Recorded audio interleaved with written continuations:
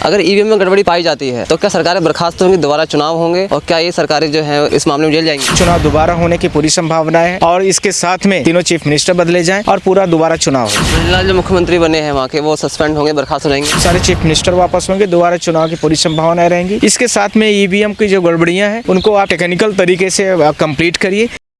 देखिए, 3 राज्यों में भारतीय जनता पार्टी की जीत के बाद लगातार सवाल उठ रहे हैं कि ईवीएम की धांधली की वजह से भारतीय जनता पार्टी ने 3 राज्यों में सरकार बनाई है और इस सरकार में अब तो ये भी आरोप लग रहे हैं कि भारतीय जनता पार्टी ने जो संसद पर हमला जो हुआ था वो ईवीएम को मुद्दा छुपाने के लिए संसद में हमला करवाया था। भारतीय जनता पार्टी ने ऐसे आरोप भी लग रहे हैं, भारतीय जनता पार्टी पर पक्ष लगा रहा है।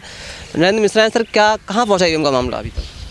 पहले तो मैं आप लोगों के माध्यम से बहुत बहुत थैंक यू कहना चाहता हूं कि आप लोग सारे यूट्यूबर्स जितने भी थे, इन लोगों ने इतना सपोर्ट किया है इस मामले को, उसके लिए बहुत बहुत शुक्रिया।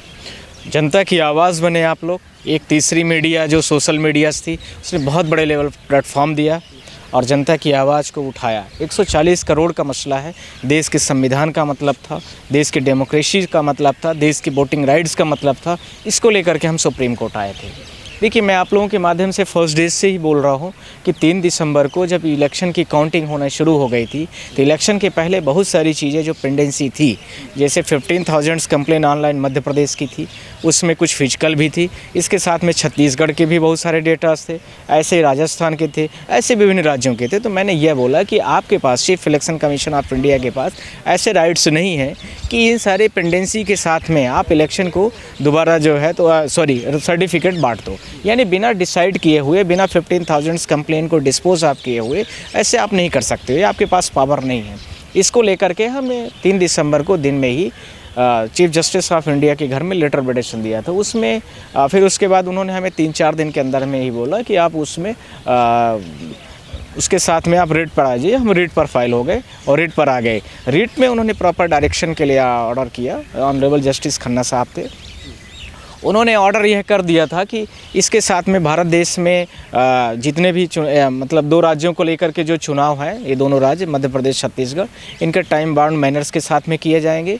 और इसके साथ में उन्होंने यह भी बोल दिया कि जो इलेक्शन हो रहा है उस इलेक्शंस में इसको दोनों के एक साथ के जितने भी कंप्लेंट्स पेंडिंग है उन दोनों पेंडेंसी कंप्लेंट्स को आप लेकर के एक जगह पर सुनवाई करेंगे। वो मध्य प्रदेश और छत्तीसगढ़ का जबलपुर हाई कोर्ट उन्होंने यह भी ऑर्डर पर दे दिया था। अभी ऑर्डर नहीं आया था, मैंने जो देखा था, तो उसके बाद की चीज़ें और अलग आएंगी। अब देखिए ऑर्डर में क्या क्या आती चीज़ें, तो फिर वो आगे का चलेगा। पर इसके साथ में 3-4 चीज़ें स्पष्ट हो गई कि आर्टिकल्स 324 320 से लेकर के 329 तक की जितनी चीज़ें हैं, तो वो सारी चीज़ें कहीं भी इलेक्शन कमीशन ऑफ इंडिया के पास पावर नहीं है कि यदि कंप्लेंट इस तरह से पेंडिंग हो तो वो उनके ऐसे सर्टिफिकेट बांट सके। Question number 1। दूसरा, इनबिल्ट बैटरी जितनी थी उस बैटरी को लेकर के बहुत सारे विधानसभा के कैंडिडेटों ने अपना सर्टिफिकेट जारी किया था, जिसमें यह उन्होंने इलेक्शन कमीशन के जो सर्टिफिकेट थे उनमें यह स्पष्ट लिखा हुआ था कि जब चुनाव स्टार्ट हुआ तो उस समय पर 99% थी बैटरी, पर जैसे ही इलेक्शन से ख़त्म हुआ है तब वो 75% थी। पर 15 दिन बाद यानी 3 दिसंबर को फिर से जब बैटरीज को ओपन किया गया, ईवीएम को यानी स्टार्ट किया गया, तो 99% कैसे चार्ज रही। तो 99% जो चार्ज पाएगी उसको लेकर के हमारे 5-6 सवाल थे इलेक्शन कमीशन ऑफ इंडिया से। पहला सवाल यह था कि ये क्या बैटरी अपने आप चार्ज हो जाती है। दूसरा, क्या इलेक्शन कमीशन ऑफ इंडिया ने अपने से किया है। तीसरा, क्या इलेक्शन कमीशन ऑफ इंडिया जो कंटेस्टिंग कैंडिडेट थे उनको लेकर के किया है। चौथा, इलेक्शन कमीशन ऑफ इंडिया था या जितने कंटेस्टिंग कैंडिडेट थे उन लोगों ने किया। या 5वां, क्या जितने कंटेस्टिंग कैंडिडेट थे उनमें स्पेसिफिक लोग कुछ आए और वो बैटरी को चार्ज किए और चले गए। तो जो इलेक्शन कमीशन ऑफ इंडिया यह कहती है कि हमारा चुनाव जो है तो फ्री और फेयर होता है, हमारा प्रोसेस बहुत अच्छा है, उसको लेकर के इनकी प्रश्नों का जवाब देना चाहिए। दूसरा, जो हमने आप लोगों से बोला था कि 15,000 जो कंप्लेंट पेंडिंग थी उसको लेकर के था। छत्तीसगढ़ में बहुत सारे कैंडिडेटों ने ऐसा भी दावा किया था कि उनको बहुत सारे पोलिंग में जो उनकी खुद की ओन की पोलिंग है उनको वहाँ पर सिंगल वोट भी नहीं मिला है। तो ये कैसे पॉसिबल। उन्होंने बोला कि हमें बहुत सारे लोगों ने वोट नहीं दिया, रिश्तेदारों ने नहीं दिया, घर के लोगों ने नहीं दिया, मैं तो अपना वोट दिया हूँ। तो अपने आप में वह भी बड़ा प्रश्न था। 2019 में जब लोकसभा का चुनाव हो रहा था तब भी ऐसी बहुत सारी बड़ी गड़बड़ियाँ आई थी। उसमें द मिंट ने बहुत बड़े लेवल पर छापा था और बड़े बड़े न्यूज़ चैनलों ने इसको काफ़ी पब्लिश किया था। इसके साथ में और भी बहुत सारे न्यूज़ चैनल्स थे जिन्होंने इस चीज़ों को बड़े तेज़ी के साथ में खबर किया है। इसके साथ में कल इंडिया अलायंस ने भी जो भारत देश का जो गठबंधन है उसने भी ये सारी चीज़ों को, इंडिया अलायंस ने भी इसका सपोर्ट किया है कि ईवीएम से जो चुनाव हो रहे हैं उनकी पर्ची प्रॉपर निकले और पर्ची जो भी लोग वोट डल के जाए तो उनको वो पर्ची मिल जाने चाहिए, जिसके साथ में जब वो चाहे तो वो फ्री फेयर तरीके से अपने वोट को फिर से रिकाउंटिंग में अपना ले जा कर के देख ले, उनका कॉन्फिडेंस भी बना रहेगा। पर इनके साथ में मैंने आप लोगों के माध्यम से एक इलेक्शन कमीशन ऑफ इंडिया के लिए एक बड़ा प्रश्न रेज किया था कि आप ईवीएम की टेम्परिंग, वोट कास्टिंग को लेकर के आप एक काम करिए, ईवीएम मशीन को ओपन कर दीजिए और भारत देश के जितनी भी जनता है उन सारी जनता के सामने पर आप उसको ले आइए।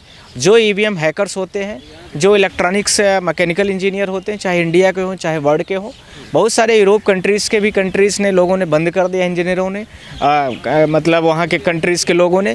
तो वो सारे लोगों को आप इनवाइट करिए, उनको बुलाइए। यदि इसमें कुछ गड़बड़ियाँ होंगी तो अपने आप स्पष्ट हो जाएगी और इलेक्शन कमीशन का अभी कुछ भी ऐसा जवाब इस पर नहीं आ रहा है। तो ये हमारे अपने आप में प्रश्न है कि इसमें कुछ ना कुछ प्रॉब्लम है और इलेक्शन कमीशन को इस तरह से एक तरफा निर्णय नहीं लेना चाहिए।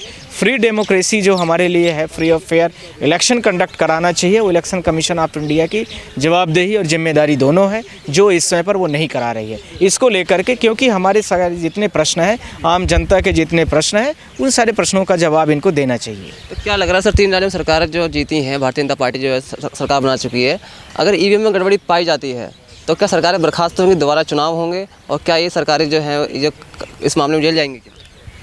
मैं जेल का तो नहीं जानता, पर ईवीएम से जो अभी हमने जितने क्वेश्चन रेज किया है उसके आधार पर 3 दिसंबर से हम इस पे बात कर रहे हैं। तो ये कोई नहीं कह सकता है कि आपको रिपोर्ट कार्ड बांट दिया गया, ये कर दिया गया, वो कर दिया गया। इन आधारों पर तो हम सिर्फ एक ही बात करना चाहते हैं कि इलेक्शन कमीशन ने अपना जो भी निर्णय लिया वो गलत था और सुप्रीम कोर्ट ने 1 हफ्ते में लगा मैटर, तो हमने 3 दिसंबर को हमने honourable chief justice of India को दे दिया था। तो इस आधार पर ये फैक्ट तो नहीं कहा जा सकता कि आप डिले हैं, लेट हैं।